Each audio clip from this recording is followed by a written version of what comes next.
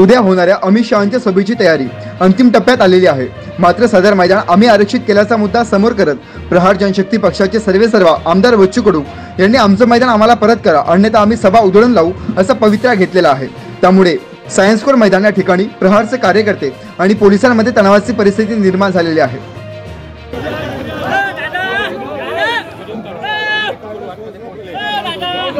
तुम्ही कायदा सुरक्षेचा प्रश्न तुम्ही करत आहे, तुमच्याकडे परवानगी अमित शहाच्या सभेची परवानगी तुमच्याकडे, माझ्याकडे परवानगी आहे, परवानगी आमच्याकडे आहे। शिंदेच्या पाया पडतो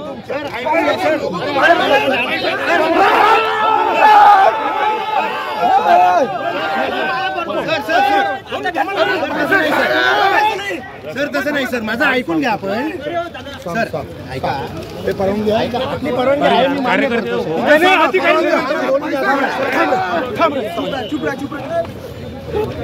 परवानगी कोणाची आहे?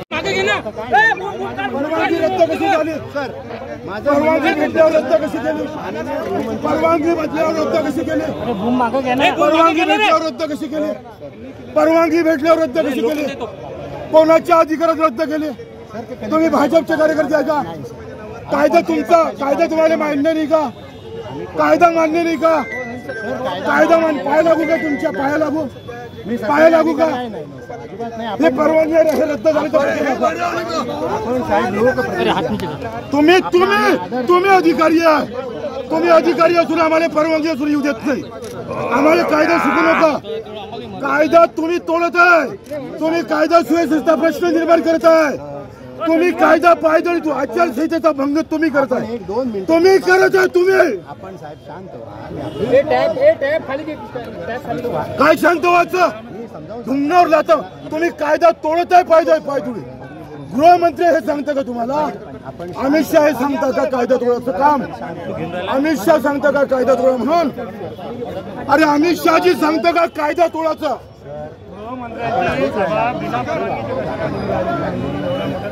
माझे तत्व आहे हे परवानगी आहे का नाही? वाचा ना परवानगी, परवानगी वाचा ना।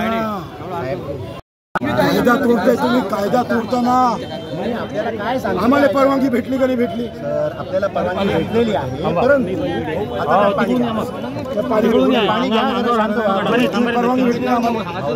परवानगी भेटताना आम्हाला युकार येत नाही, काय सांगा?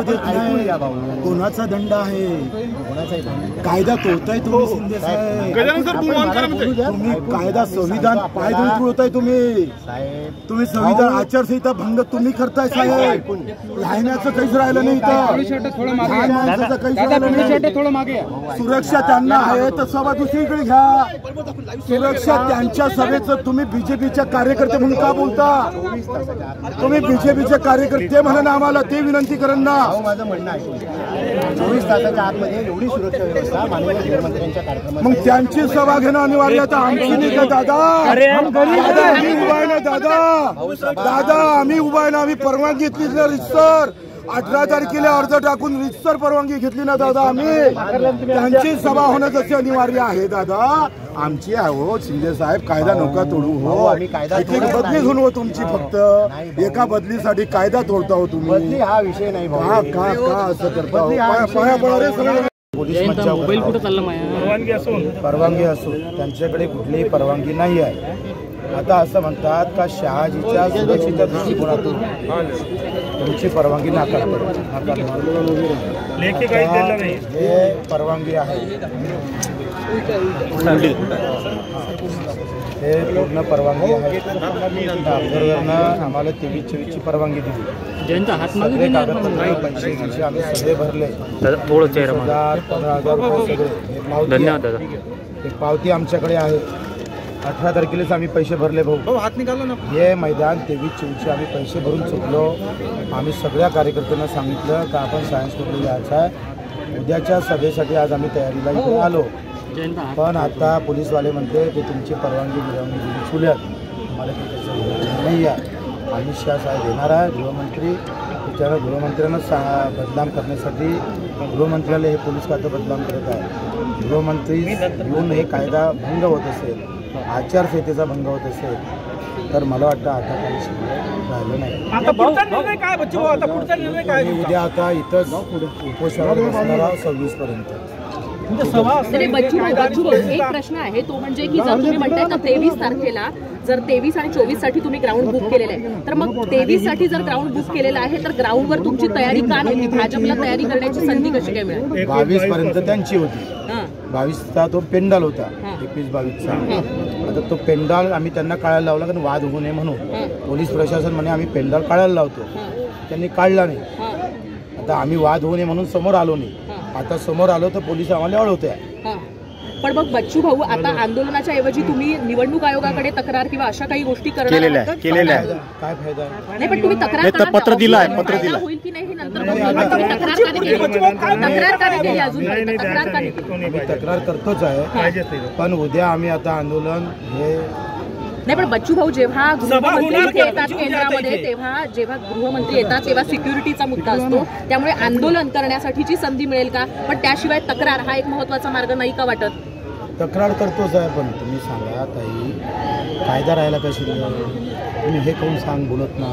नाही आम्ही प्रश्न विचारतोय. नाही हे बोला का परवानगी 23ची आमची असताना आम्हाला इथं मज्जाव करण्यात आला, धवसा देण्यात आला आणि पोलीस लोक आता आम्हाला माराची भाषा करतात. खबरदार इकडे पेंडॉल पण टाकू नका, परवानगी आमची आहे, त्यांच्याजवळ परवानगी नाही.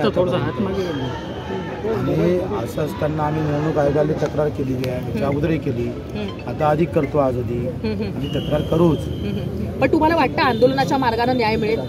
काय मरून जाऊ एक असं म्हटलं जातं ते म्हणजे अमरावती लोकसभा मतदारसंघामध्ये शेवटच्या 2 दिवसामध्ये निवडणूक फिरवली जाते असं म्हटलं जात आहे. बच्चू भाऊ शेवटच्या 2 दिवसांमध्ये निवडणूक फिरवली जाते असं म्हटलं जातं अमरावती लोकसभा मतदारसंघामध्ये. हा त्याचाच भाग आहे कारण त्याच्यामध्ये तुम्ही सहभागी आहात असा आरोप होतोय. नाही मी सहभागी नाही आहे, माझी परवानगी आहे आणि परवानगी असताना कोण नाकारत आहे, कोण कायदा भंग करत आहे? पोलीसवाले करत आहे.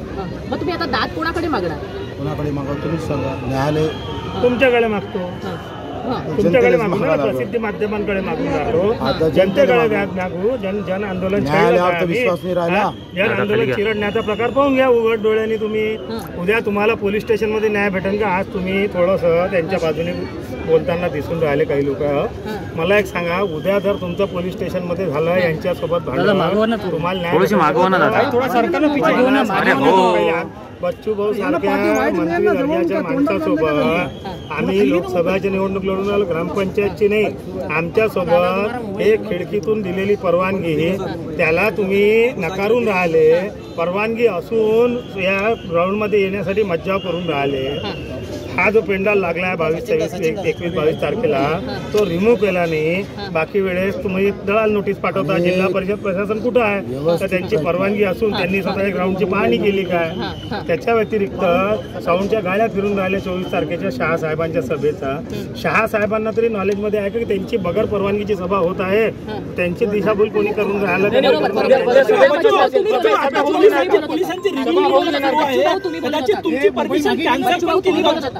पोलिसांची मीटिंग सुरू आहे. व्यवस्थित प्लॅनिंग आहे आम्हाला अटक करण्याची, बाहेर काढायची. आम्ही इथं काहीतरी करा, आम्हाला अटक करा आणि व्यवस्थित निवडणुकीतून बाहेर काढण्याचं पोलिसामार्फत पक्ष कारवाई होत आहे. पोलिसामार्फत पक्ष कारवाई करण्याची व्यवस्थित तयारी आहे. विनंती करता, आवाहन करता, काय म्हणणं आहे, काय मांडता तुम्ही माध्यमांच्या माध्यमातून? अमित शहाजी आपण देशाचे गृहमंत्री आहे, आपली सभा होणे आमचं काही मत नाही आहे, परंतु आमची परवानगी असताना, आमची परवानगी भेटली असताना तुम्ही डावलून जर तुमची परवानगी घेत असाल तर गृहमंत्री म्हणून मला वाटतं ही सभा तुम्ही दुसरीकडे घेतली पाहिजे. कार्यकर्त्याला प्रशासनाला तुम्ही सांगितलं पाहिजे. आमचं वैर नाही आहे कोणासोबत, आमची विनंतीच राहील. परंतु असं जर घडत गेलं तर उद्या कायद्याचं राज्य संपन्न या देशातलं. आम्ही कायदेशीर परवानगी घेतल्यानंतर सुद्धा पोलीस अशा पद्धतीनं वागत असेल तर मला वाटतं आता कायदाच अस्तित्वात राहिला नाही. त्यांच्याकडे परवानगी आहे, त्यांच्याकडे परवानगी नाही. एकाले परवानगी 18 तारखेला दिली, 18 तारखेला पैसे भरले, इथून 6 दिवस अगोदर आम्ही परवानगी घेतली, तरी अमित शहाजी जबरदस्तीने सभा घेतली, जनतेनं हा विचार केला पाहिजे, जनतेनं केला पाहिजे रवी कशी कपूर. देवेंद्र फडणवीसांशी बोलणं झालं का काही? तुमचे कार्यकर्ते बाहेर आहे, खूप आक्रमक झालेले, पोलीस त्यांना येऊ देत नाहीये, काय आवाहन कराल कार्यकर्ते? आता आम्ही कार्यकर्त्याला सांगतो शांत राहा म्हणून. उद्या आम्ही सगळेजण इथे येऊ, 1 लाखाच्या संख्येनं येऊ आम्ही. सभा होऊ देणार का? सभा होऊ देणार का? उद्या 1 लाखात आम्ही इथे राहू. इथं आम्हाला परवानगी भेटली आहे, त्या परवानगीनुसार आम्ही त्यांना सुचवा लागेल ना, आम्हाला परवानगी भेटली आहे ना. तुम्ही मस्त बोलता, त्यांना सुचू शकते का तुम्ही? काय काहीतरी सामंजस्य त्यांना त्यांच्याशी बोला नाही. परवानगी आम्हाला भेटली, त्यांनी दुसरी व्यवस्था केली पाहिजे. पण पोलीस तुम्हाला आता येऊ द्यायला तयार नव्हते. पण भाजप दुसरी व्यवस्था का नाही करत आहे? का याच मैदानासाठी अडून राहिले? मुद्दामून आम्हाला अटक करायचं, मारपीट डोळ्यांनी पहा काय काय गुन्हे दाखल करण्याचा व्यवस्थित प्लॅन आहे. आणि डोळ्यांनी पहा आता हे विनेश अशाच वेगवान घडामोडी पाहण्यासाठी आमच्या जनविकास न्यूज चॅनलला आत्ताच सबस्क्राईब करा आणि रहा रोज अपडेट.